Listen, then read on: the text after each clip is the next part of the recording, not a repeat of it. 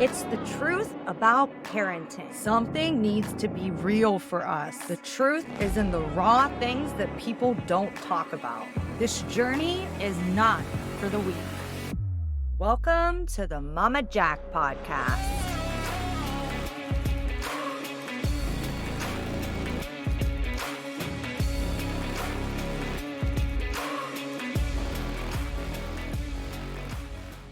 What would you like to know? So when It's Christmas Eve, so being a father is really fun right now. So when did you become a father?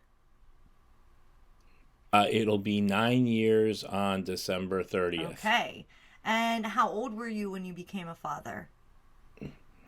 I was in my late 40s, so I'm 52 now. Do the math. I can't do the math. I'm a father. Okay. We're dealing with subtraction and multiplication right now. We're in multiplication and division tables right now, so I don't know anything. Whatever that is, you guys, your listeners are pretty savvy. Yes, I think so too. So that's what people would consider to be kind of later in life to have a family. Is there a reason that you waited that long?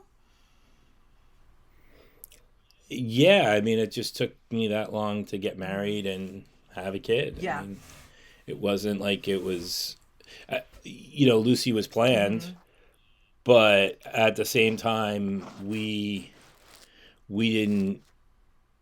I had no other kids from any other relationships, and neither did my wife. Yeah. So that's kind of what's going on. So was she over the age of 40 when she gave birth as well?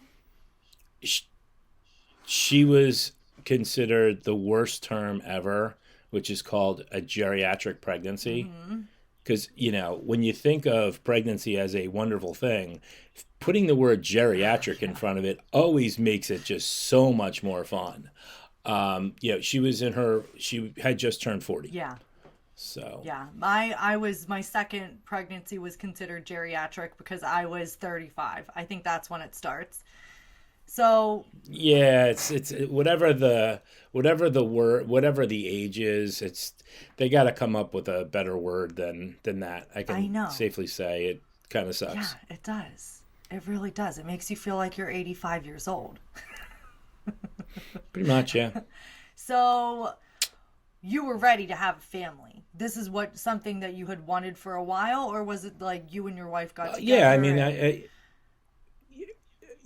we got together. I think it was a couple of years before we got married, and we knew we didn't have a lot of time to kind of just like think about it.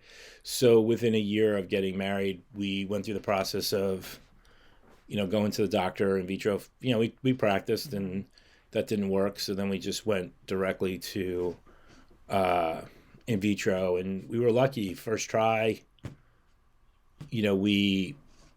my wife got pregnant, and supposedly there was a twin. Twin didn't make it after a couple of weeks, and that twin basically caused more hell for the pregnancy because all the tests had been affected by that twin.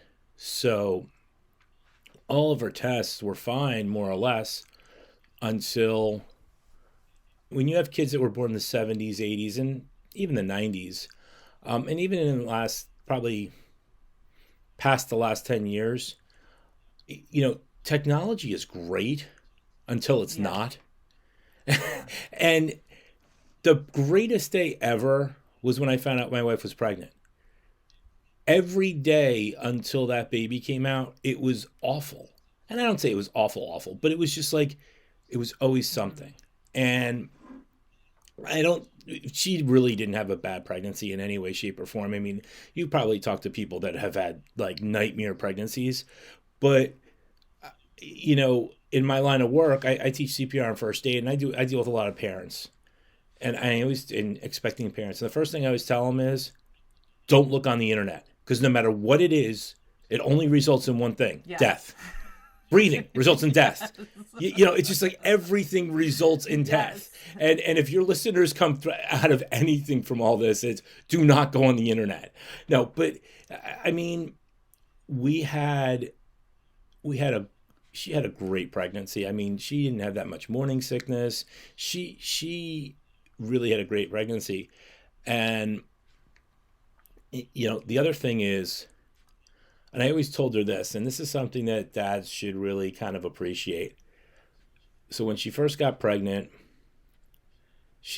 we're in the doctor's office, and I tell her, listen, anytime I'm in the room, everything is okay. And you're probably saying, oh, because you're just a really good. No, it has nothing to do with being an EMT or anything like that, or I'm that macho. So the nurse comes in, and this is early on in the pregnancy. And I say to the nurse, I'm like, let me ask you something. She's like, what? What do you think's going to happen if something goes wrong with my daughter, with my wife? What are you going to do with me? Oh, we're going to kick your butt out. So, meaning that if it gets serious, they take the dad out of the room. So that is one thing you have to realize. And the other thing is, I realize is, as much as I love my daughter, she's not the first kid that's ever been born. Mm. Like, there's not every time you talk about your kid, it's like, no. I mean, they've been doing this for a couple of years.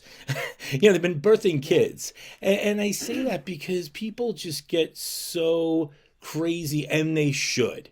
It's an amazing, most beautiful thing. It's life. It makes you have so much perspective on the way you were raised and the way the bigger picture of life. But we got a phone call, and if there's any doctors out there listening to this, do not give bad news on a Friday. It is the worst. So we're going away for our, it was our last hurrah kind of thing before everything really got, yeah, kind of. And our anniversary was right there. And we get a phone call that there was a problem. And what do you think my wife was doing all weekend long? Of course. You can't get it out of your mind. What do you think I was doing after spending a fortune on this beautiful weekend away? I'm dealing with this hysterical mother, which she has every right to be. So we ended up having to do an amnio, which she was like so against. And I'm like, we should have done it from the beginning. And I know there's a big controversy about amnios, but you know what? Again, they've been doing it a couple of years. They kind of know what they're doing. And, because she was a geriatric pregnancy, we had pictures all the time.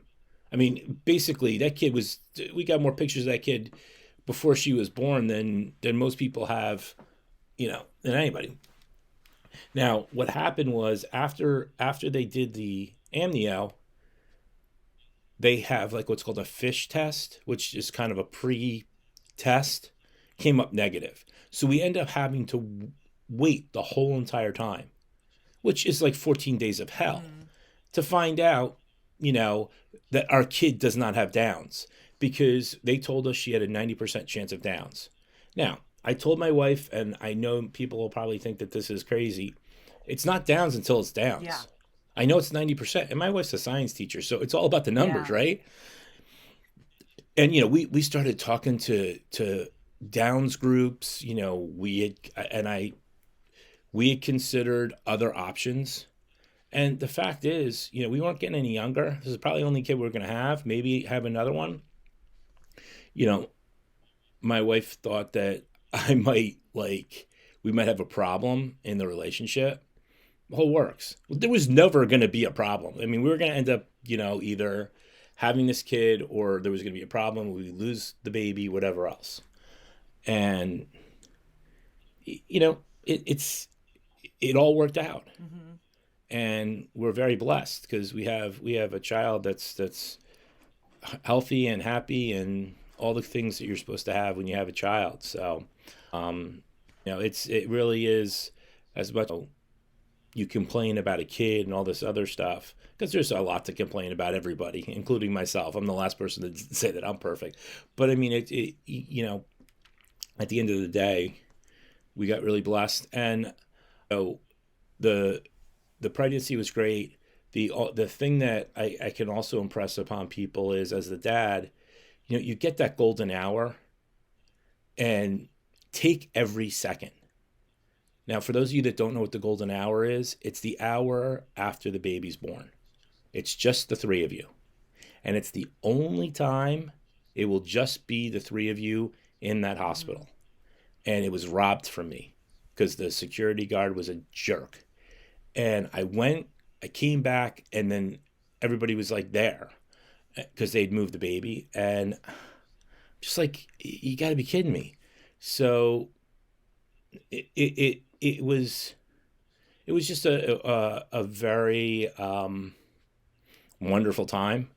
There was like 21 babies born that day. We met the OB that we were supposed to meet on during the week. We met her when my wife's legs were open, and it was like, "Hi, I'm supposed to have your appointment on Tuesday," and here we go. And she was like, she literally delivered two babies at a time. It was just crazy, And there was like a race between the baby across the hall and us. It was like, come on, Joey. That's all I remember is come on, Joey. But it's different now. Than it was when I know you're a little bit younger, even when you were born. There's more of the mom, dad with the baby more. And that's a good and a bad thing. So, it's good because, that's what people want, but it's bad because sometimes you just need to take a hot second. And, Lucy was born on December 30th, and my wife was like desperate to breastfeed, and it just wasn't happening for a bunch of reasons. So, people, they breastfeed and supply with formula. It was the reverse. And, it's something that I think still kind of gets her, it's still a sticking point. But fast forward, we tried to have another kid 6 years later, and it just didn't work. And the one thing I would recommend, especially if you have people that are a little bit older or even a little bit younger, I'm going to have this conversation with our daughter when she's 18. It's like, freeze your eggs. It sounds like a weird conversation, but it's not the body, it's the egg that's the thing. And it's the dumbest thing when you start having this conversation. And I know this is what you do, and I think it's great that you bring these type of topics up. But when you say this, you're like, it doesn't sound crazy. It sounds nuts. But if we had done that, I think we would end up having a second kid. Because it was funny because, and as a parent, as a dad, you both go in for testing, and I thought I was going to be the problem, but it was actually her. So I'm like, well, I'm not it's just kind of this thing that both parents, like the husband and the wife have. And it's like, oh, it's not me, but at the same time, I don't know if you ever saw the movie, Forget Paris. Mm-mm. It's with Billy Crystal and Deborah Winger. They're trying to have a kid, and he has to go to the fertility clinic, but he's at home, and he has to race to bring, and of course there's like all this traffic and everything that could possibly go wrong. And he has a famous line that says, I have 1 million people's lives at stake here, because he's got the thing. And only the way Billy Crystal can do it.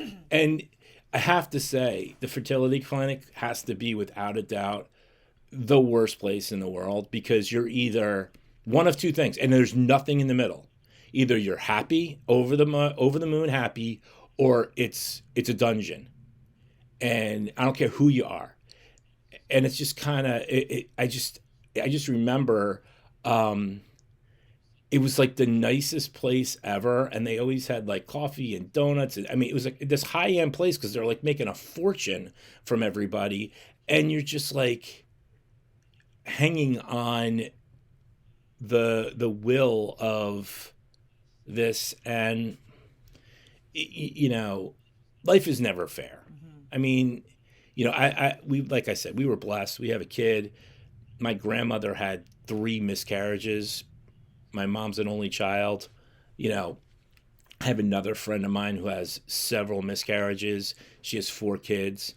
To the point where her body, she shouldn't have had her last kid. It's just, there's people that are born to bear kids, and there's people that are born not to bear kids, and she was one of them. And I look at what some of these women and go through. It's just awful. But in terms of like the other side, for me, you know, the newborn is, and that's the thing, like as a parent, women have such a different perspective because, okay, you have this kid, you come home with a prize. It's the only floor in the hospital where you get something. And the first thing, and I'm an EMT, so I teach this in my classes. I teach CPR and first aid for a living, which I know know, but the listeners don't know. And, the first thing that happens is you take the kid out of the hospital. And I don't know if you did this, but I think a lot of parents do this, especially with the first child. They're like looking around because you have this kid and you're like, is somebody going to stop me? Because God knows I don't know what the frig I'm doing. And then I'm trying to put the seat in and I'm on the phone and my friend owns a Honda dealership. And this is the conversation I'm having with them. So I can't get the seat in, the base in. He's like, Alex, there's a little picture with a thing. I'm like, no, there's not. Yeah, all cars have them. We're having this conversation for he's like yelling at me for like 3 seconds. And then I'm like, oh my God, there is. He's like, I know. And that's what it's for. I'm like, oh my God. So, and it's really kind of a neat thing. So we keep going, and we had bought the Fisher-Price rock and roller before, literally as we were going to the hospital. So I bring this thing home, turn it on, every friggin' bell possible. Lucy has no part of it. She's like hysterical. And being the mama's boy that I am, and yes, I am, call my mom up and she's like, first off, you're not the worst father in the world. You didn't have time to do that yet. And secondly, chill out. You have plenty of time to screw up. And, what happened was it was just too much stimulation. And then Lucy liked to do this thing, and a lot of kids do it. From 5 to 9, she used to just cry it out. Mm-hmm. And it took us like a couple of days to kind of figure out. And the funny part is, your kids are you. Well, her mom is exactly like that. She kind of needs to wind down. And once we learned the witching hour, everything was fine. But as a father, I got some pieces of advice from a lot of different people. The first piece was, try to do the last feeding if you can, so the mom can sleep. And, it really helps. Now, Lucy was as healthy as a kid could be, but then, she was technically a twin. And since she's a girl, we found out at 6 months-ish that she had hip dysplasia. So, and for those of you that don't know what hip dysplasia is, I know a lot of dogs get it and women get it. The ball in the socket is there, but it's not fully developed. So the ball is kind of going in and out and it's clicking. So she was in a harness for six months to a year, which was, looking back at it, was a blessing because she didn't go anywhere. Yeah. She couldn't go anywhere. Now, luckily, she didn't have to be casted. She didn't have to be casted or anything. So we were very lucky. And I really want to shout out that whole hip dysplasia community, because there's a lot of different communities out there. There's this table that people get for their kids that have hip dysplasia. And we were fortunate enough not only to get one, but two, one for my mom's house and one for our house, so that she could play. Yeah. And eat and do stuff. But, we had her do therapy, and we went to Children's Specialized in New Jersey. And, you find out what a person's made of really quick. And she had this game that she would play. You have to take a coin and put it into a piggy bank. And she would cry and cry, but she would do it. And she's still like that today. So she's a determined little kid. And I just, it's weird. Like I never thought there was ever going to be a problem. And there really wasn't. That's what I mean. Like, so I mean, the first day we went to Children's Specialized, my daughter's got this problem. And right next to us, there's a kid in a feeding tube with an aid and all this other, and I'm looking at her like, what the hell are we complaining about here? I mean, my wife's a teacher. She's got teacher insurance. This is gonna be great. We're fine. And they say you don't want anybody else's problems, but I mean, it was scary. And of course, the worst is on the grandparents because they're never gonna walk. Everything was gonna be fine. So she finally learns how to walk, and one day she was downstairs. I was upstairs. My wife's at work. I'm taking a shower. I was going somewhere. I come downstairs. She's gone. No. Okay, this isn't funny. Where are you? Look outside. She's gone. I don't know how. For whatever reason, we used to live on a busy street. Somehow she got out, and some lady didn't steal her and was right there. And then I had to go to a funeral for a kid, which I know it doesn't seem like it's related, but it kind of is because it's like, holy cow. Yeah.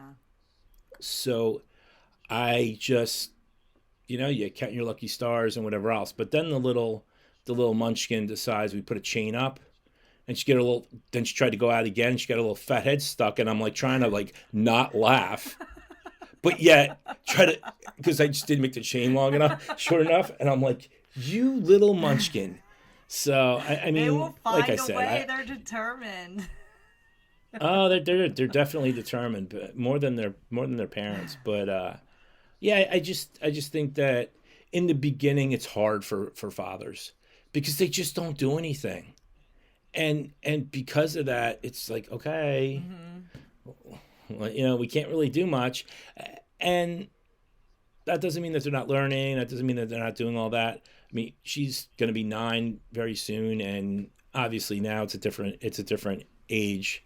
I mean, she started at daycare at 18 months, went all the way up through kindergarten, and I know there's a lot of controversy about daycare. And I'll tell you, I was not a daycare kid when I grew up. It was the greatest thing ever we did. The worst day ever was when we sent her that first day. The best day ever was when we picked her up, and every day after. I mean, and for parents, I tell people this all the time. You can do the fun stuff. You don't have to do all the stuff. And I give parents a lot of credit that want to stay home with their kids and they can afford to and all the other stuff, because there's just so much work that you need to do. And when you have that daycare, and if you go to the right daycare, you're just supplementing. And that's a godsend. But the one thing before she even went to daycare, what we did was, we like going outdoors. And I was lucky enough to find a group called Hike It Baby. And I don't know if you've ever heard of Hike It Baby or anything like that. It's an international group.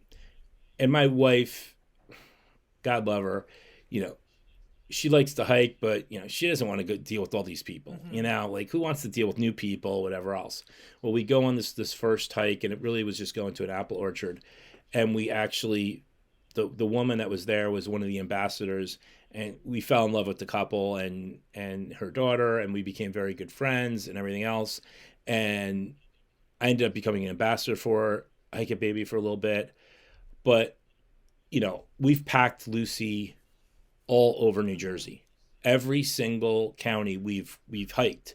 When we went to Alaska, we hiked in Alaska. She was on my back, and that's great because they're great when they can't walk. Yeah. Once they start walking, then they stop liking hikes, and then they start going back to it. But we're very fortunate because she's a reader, and if you want to do stuff outside, one of the things that we found was called a storybook hike. I don't know if you've ever heard of it or ever seen it, where people take a whole book and they put it on a trail. So she would run to each station, so to speak, and hike, but she just didn't know she was doing it. And it's just a good way of kind of getting out there and doing what you have to do. That's cute. And yeah, it's something different. We don't hike as much as we should, but we're trying to make a goal. She tries to do 1,000 hours outside a year, and she gets pretty close. So we used to do it more when she was smaller, but the key is, and we're going to try to do it this year, we're really going to work on it, is January, February, March. And I know that sounds like it's, oh my God, it's so cold. But you know what? We've been doing a day after Thanksgiving hike for 9 years. We've been, we hike in January. And what I always tell people, and this is the thing that you have to realize about people or kids. I think, correct me if I'm wrong, they have kids in Norway, right? Yes. And in Yes. Iceland. And those kids actually go outside. Yes. So they're not going to die. Yes. And I say that because, I mean, it's just so funny because you get these parents, and I see them through the CPR and first aid that we do. And, oh, what about this? What about that? Listen, first off, grandparents don't have rules. And as much as I try to tell I used to tell my mom, I know she's not going to follow them, so fine. As long as the kid comes back with all fingers and toes, that's fine. But, but that's what grandmas are, and that's what grandpas are supposed to do. And I but at the same time, there's no grade on a curve. It's just, we're just trying to get through it. So I think, because I do this like you do, I podcast.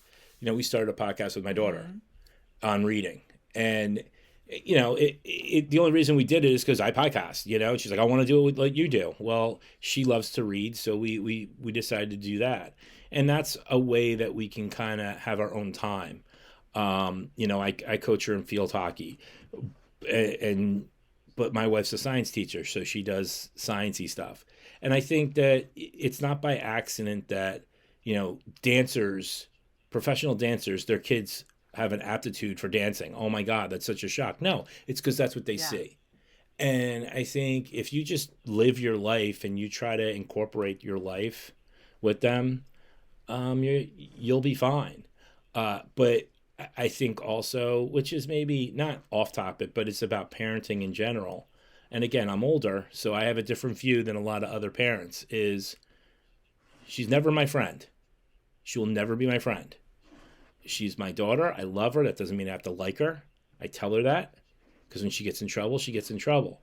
And the best piece of advice somebody gave me is this: you must be as hard as you can on your kid.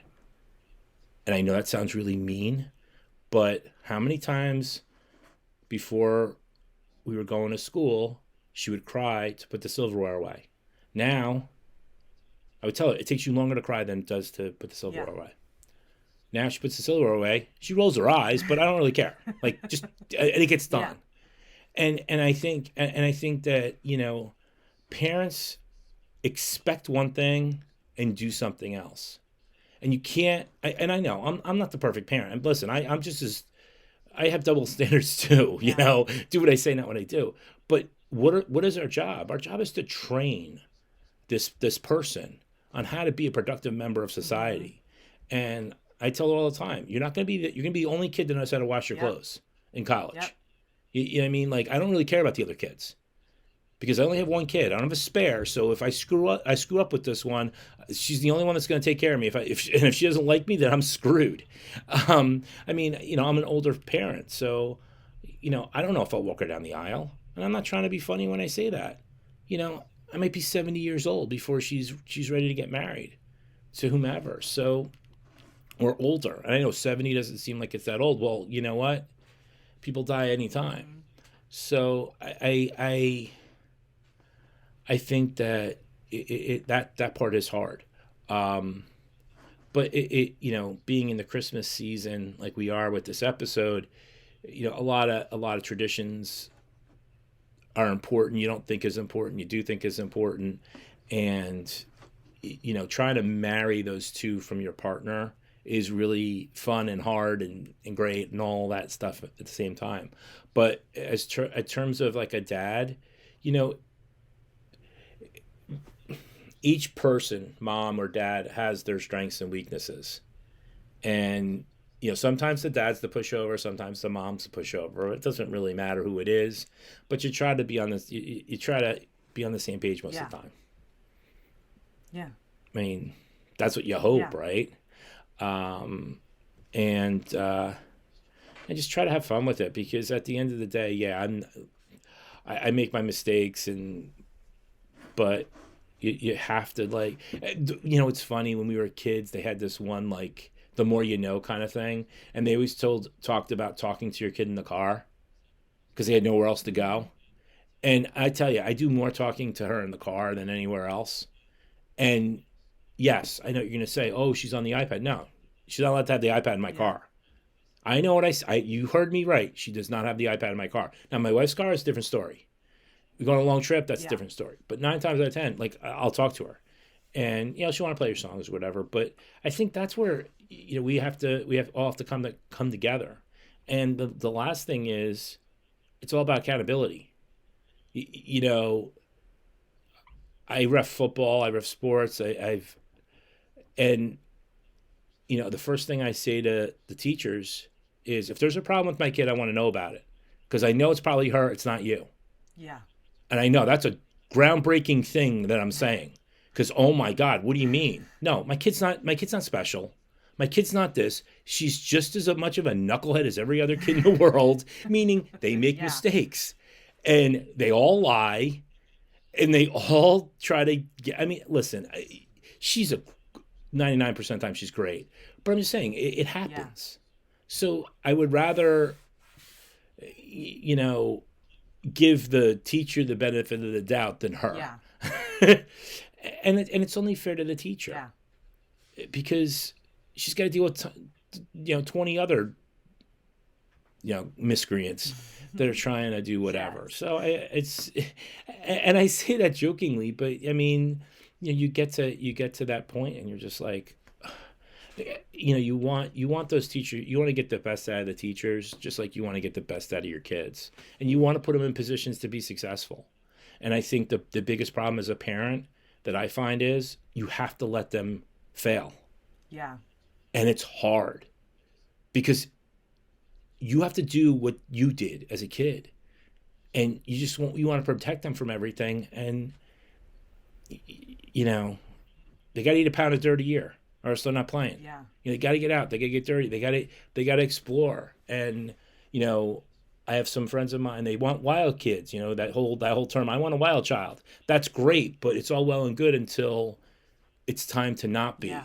And I think if you keep the standard high, obviously modify it depending on what their age is, you'll get the best out of what you can. And that might not be the best for everyone, but it'll be the best for your kid. And not everybody is good. Not everybody is at the same level. Not all parents are at the same level. So I'm sorry, I just keep rambling on. Fine. We got a lot of good information from you. Thank you so much. And I wanted to talk more about your podcast with her. Like, where is it? Where can we find it? I'll link everything in the description and in the show notes. Oh, yeah, no. It's called Daddy Daughter Bookworms, and it's on all platforms. We have a YouTube channel. The YouTube channel isn't as up to date in terms of the episodes, because what I do is I make it all cartoon. And we have, at the time of this podcast, about 13 episodes, and she reads the books. She does the show notes with my wife, and her and I podcast on it. And we're getting some really good traction with a lot of the authors. They want interviews. So we're really trying to do this for 2 reasons. One, to get her to be a good public speaker, so she can speak well. And also, if she's going to read, she might as well do something with it. And by doing these quote unquote show notes or book reports, she has a good chance of getting herself more in tune with what she's going to need to do in school. And that's what it's all about. It's just been a fun little project. I told her we had to do 10 episodes, and now she wants to do 52. So because she wants to do a whole year. But we're going to do 4 seasons in a year. So winter, spring, summer, fall. So we just, at the time of this podcast, we're going to end our first season, and we're going to go into our second season in January. And like I said, you can go to daddydaughterbookworms.com, and all the show links to it, where you can buy the books on the site, on the show notes. You can do just about everything. And it's just been a really fun project, because going back to the original statement, what is it like being a dad? Well, this is a project we can do together. Yeah. And luckily we can record it so it's evergreen for her. Because the one thing that I miss more than anything is because I've lost both my parents, is the voice of your parents. And I can't, especially being in the holiday season, they have all these books where you can record your voice. Folks, when you get a chance, buy that book, have your parents or the grandparents, whomever, record, because it's priceless. You know, the voices is something that you can't really copy. Yeah. And that's why we're having some fun with it. And we're getting to meet a whole bunch of people and authors, and it's just really putting her in a position to be pretty impressive. I mean, I'm impressed with her, but I'm her dad, so it's adorable. It doesn't take much. Like, I listened to the one episode and she is so sweet. Her little voice is incredible. And you know what? You're going to have that too. Whenever she grows older, you'll get to go back and listen to her as being like a younger girl. And that's also for you as well. I think about that often with my podcast. My kids will be able to hear what their mom did, and they'll be able to hear my voice forever, unless the internet explodes. They'll always be able to hear your voice. From the grave, they'll hear your voice. No, I say that. I say that because you're absolutely right, and I'm loving it. And she ended up costing me a lot of extra money because I had to get a new, I can't. Her headset's there. I got to buy a friggin' mixer. It's like this little project ended up costing me like $500. I'm like redoing my podcast space now. I got stuff on the wall. I'm like, but I try to keep her involved with it. Like she helped do the wall design. We're going to be doing some like sticker merch, and she's working with a friend of ours, Soda. Yeah. And she's gonna. We had a meeting where she's like, well, what kind of animals do you like? And she's going to come up with some different stickers. So I'm really excited. And, the thing about that is all the profits, if there is any, are going to her college. Nice. So at the end of the day, that's what it's about. And I do other podcasting as well on shows, on TV shows. So it's just funny because I know your kids probably say, oh, you're going to podcast, mommy, right? And it's like, oh, are you going to go podcast on whatever I'm podcasting from, or, whatever. And she's like, I'm like, yeah, okay. So, and it's just kind of neat. And I never thought in a million years that I'd be doing all of this kind of stuff, but this is a fun hobby, like you said, like you do. And, it's a little of an escape. Yeah. But yeah, no. So that's in terms of being a parent. That's where I'm at. I mean, I was raised by a single mom. Basically, my dad died when I was 13. So we had a close family, which is not as close as it can be now. But I mean, it was just like my mom and I for years. Yeah. Not that there was other people, but there was always other people. But my mom would say, I mean, my dad died on December 18th, and I'm 13 years old, and she just have Christmas because Christmas is coming whether we like it or not. And honestly, I don't even remember that Christmas per se, but it was, she just made it happen, and that's what parents do. I mean, I don't understand how every single year we all complain about Christmas, and I complained as well, and you're like, and it all works itself out. You still manage to find the money or do what you have to do. And I know there's people that can't, they literally cannot get gifts. And for that, I really am sorry or thankful that it's always worked out for us. But, I mean, we got maybe one more year until we have to give her the truth. So yes. We're just going to try to hold on to it. She's making cookies downstairs with my wife, and away you go. Nice. So, I love that. That was good. Yeah. Well, thank you so much for coming on here and sharing all your fatherly advice for the fathers, because you're my first father that has not been my husband. So it has been a pleasure. Ah, Do well, you feel honored? I don't know what to say, because I don't know if I was the best candidate for all of the for all the fathers of the world. I don't know if that's the person that you want, but listen, it comes down to, I'm really thankful that we can make the time. Being a father, and I will say this, everybody talks about this, because I've been in different rooms before, where how do you raise a kid, or how do you raise a man, or how do you raise a woman? And I'm going to tell you right now, you just raise them, and you hold them to that. And I hate this term, but it takes a village kind of thing. But it really does, because growing up, and I don't know I'm assuming it's the same way you did. Anybody in my purview that were adults were either going to yell at me or praise me. And I think today it's not the same, but I'm really grateful that it was, because I'm not always the most accountable person, but I think that kind of attitude is the main thing. And the other thing is, and I tell this to Lucy almost every day, nobody's going to outwork you. And I think that's one of the things that, there's a woman, she's on Clubhouse, and she's on LinkedIn and all this other stuff. She's called the American Supermom. The woman has 10 kids. Okay. And I learned a lot from her, and she's a little bit older than me. And she said to me, and she said to a lot of people, she preaches, and I mean that in a great way. It's like every little morsel is a nugget, that, you just have to live your life, but you have to make sure that if it's a girl, that they're always going to look up to the dad. That's their model. The same way guys look up to their mom in terms of what they expect.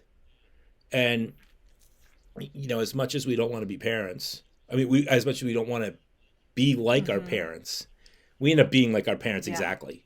And in a lot of ways, I'm not saying all the ways, but in a lot of ways. So, if you want to take anything away from this, is just do the right thing, whatever that is. Whatever you think is the right thing, do the right thing, and just be consistent. And if don't always have to be their friend. And when they cry, I mean, this with your own kids, they will stop crying. They will have to go out of diapers. They will learn how to do everything they need to do, despite when you're in the thick of it. So anyway, I'm really happy and honored that I got to be the second man in your wonderful podcast. So I can't wait to work with you again, and if there's any way I can help you out, just that already. So well, thank you so much. I'll do whatever I can. Welcome to the end of another episode of the Mama Jac Real Raw Parenting Podcast. I hope you enjoyed today's episode. Remember, parenting is a journey filled with ups and downs, and it's okay to make mistakes along the way. The Mama Jac Podcast is here to provide you with support, guidance, and real-life stories from fellow parents who are navigating the challenges of raising children. If you have any questions, topics you'd like me to cover, or stories you'd like to share, please reach out to me. I love hearing from my listeners and incorporating your experiences into future episodes. You can find me on Facebook, Instagram, TikTok, and Podpage, all under the Mama Jac. TheMamaJac. Thank you for tuning in. Remember, you're not alone in this journey, and together we can create a supportive community of real, raw parents. Stay tuned for more episodes filled with laughter, tears, and everything in between.